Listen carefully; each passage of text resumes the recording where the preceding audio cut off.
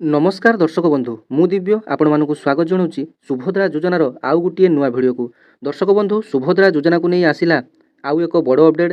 तेबे आसंता काली सुभद्रा योजनार द्वितीय किस्ती टंका मिलवा पूर्व आज आपण मानकर अकाउंट को 1 टंका लेखाएं आसीबो जहाँकि अपडेट रही। तेबे जदि 1 टंका लेखाएं आज आपण मानकर अकाउंट को आसीबो तेबे दिन 12टा सुधा आपण मानकर अकाउंट को आसीजिवो।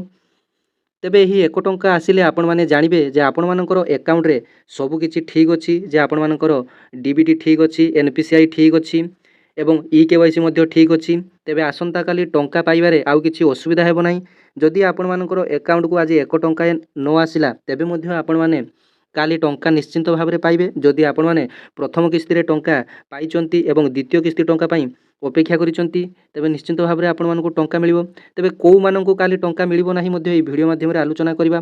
जो मानकर अंडर प्रोसेस अछि, जो मानकर रिजेक्टेड होइतिला, जो मानकर एनपीसीआई क्लियरेंस नाही सेमानकु टंका मिलिबो कि नाही एवं टंका जदि आसीबो आसंता काली तेबे केतरा बेले टंका आसीबो आपण मानकर अकाउंट को से विषय रे मध्ये जानिबा। एवं टंका आसिले आपण माने निज मोबाइल रे केमिति चेक करिवे जे टंका आसिला बोली ताहा मध्ये गोटे वीडियो माध्यम रे आलोचना करिबा। तेबे बिना स्किप रे आपण माने वीडियोटी देखिबे एवं एई सुभद्रा योजनार समस्त डाउट एई गोटे वीडियो माध्यम रे आपण माने पाई परिबे। दर्शक बंधु एही सुभद्रा योजनार प्रथम किस्ती टंका प्राय 1,60,000 महिला बा हिताधिकारी टंका पाई सारिचंती। तेबे द्वितीय किस्ती रे फेज बाय फेज दिया जिवो ना समस्त को एका संगे टंका दियो ताहा भी मध्ये आपण माने जानि नियंतु।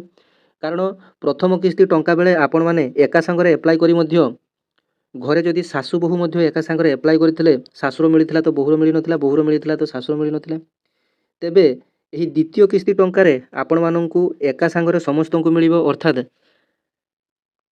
1,60,000 ऊर्ध्व महिला को आसंता काली टंकाटी एका संगे मिलि जिवो एवं टंकाटी दिन 9 आपण मानकर आसीबा आरंभ होई जिवो आपण मानकर डीबीटी अकाउंट को। तेबे टंका आसिले आपण माने जानिबे केमिति जे आपण मानकर अकाउंट को टंका आसिलान कि नाही तेबे ताहा भी मध्ये एई वीडियो माध्यम रे आलोचना करिबा।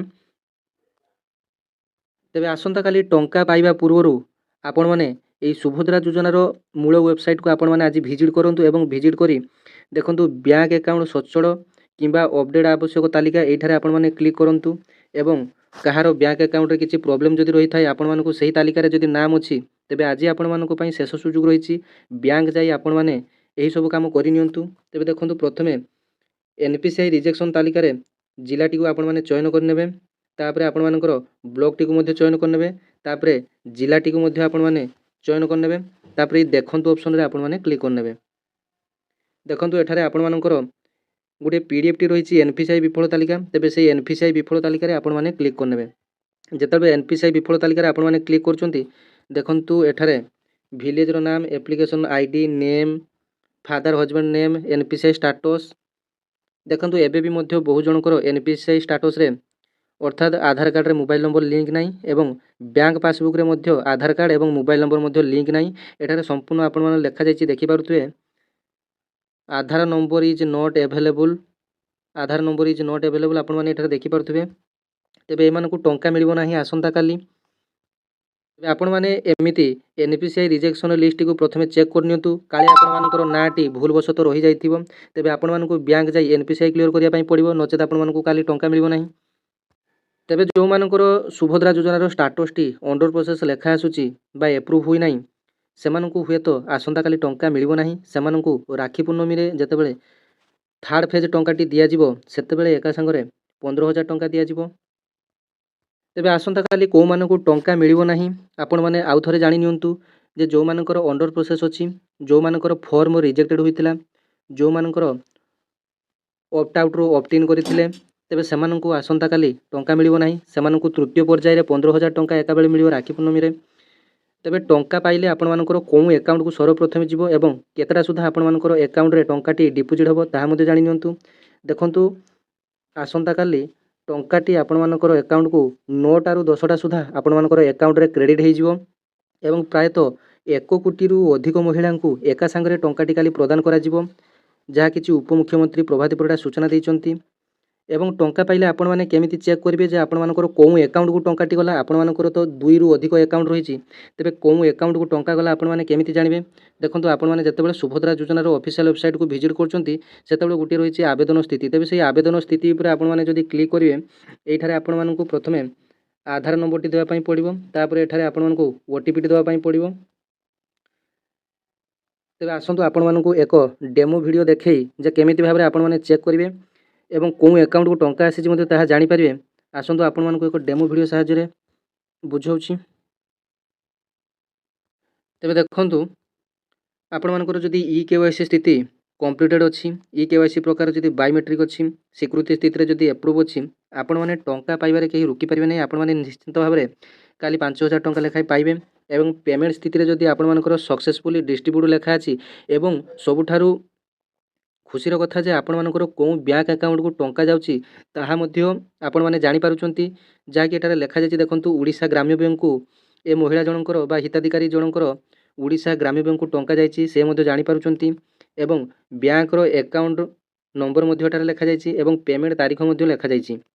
ତେବେ ଆପଣମାନେ ଷ୍ଟାଟସ୍ ଚେକ୍ କରି ଟଙ୍କା ଆସିଛି କି ନା ନାହିଁ ତାହା ମଧ୍ୟ ଚେକ୍ କରିପାରିବେ। ଯଦି ଆପଣମାନଙ୍କର ମୋବାଇଲକୁ ମେସେଜ୍ ଆସିଛି କିମ୍ବା ନ ଆସିଛି, ଆପଣମାନେ ଷ୍ଟାଟସ୍ ଚେକ୍ କରି ମଧ୍ୟ ଟଙ୍କା ଆସିଛି କି ନା ନାହିଁ ଏବଂ କେଉଁ ବ୍ୟାଙ୍କ ଆକାଉଣ୍ଟକୁ ଟଙ୍କା ଯାଇଛି ତାହା ମଧ୍ୟ ଆପଣମାନେ ଜାଣିପାରିବେ।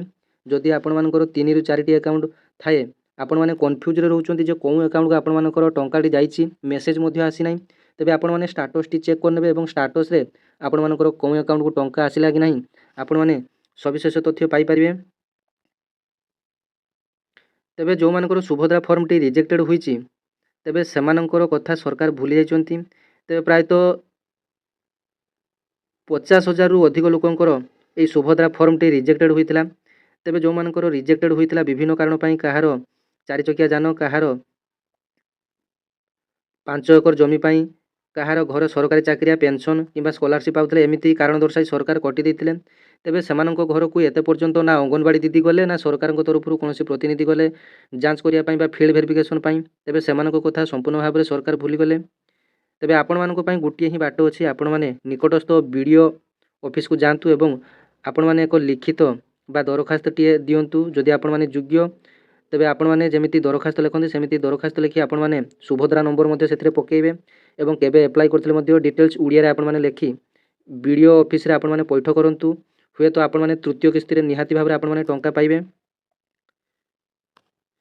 ତେବେ ଏଇଟା ଥିଲା ଆପଣମାନଙ୍କ ପାଇଁ ସମ୍ପୂର୍ଣ୍ଣ ଇନଫର୍ମେସନ୍। ଏବଂ ଯଦି ଆପଣମାନଙ୍କର ଆଜି ଟଙ୍କାଟେ ଆସେ, ତେବେ ଆପଣମାନେ ମଧ୍ୟ ଏମିତି ଭାବରେ ଚେକ୍ କରିନେବେ ଯେ ଆପଣମାନଙ୍କର ଟଙ୍କାଟି ଆସିଲେ ଆପଣମାନେ କନଫର୍ମ ହେଇଯିବେ ଯେ ଆପଣମାନେ ଆସନ୍ତାକାଲି 5,000 ଟଙ୍କା ଲେଖାଏଁ ପାଇବେ।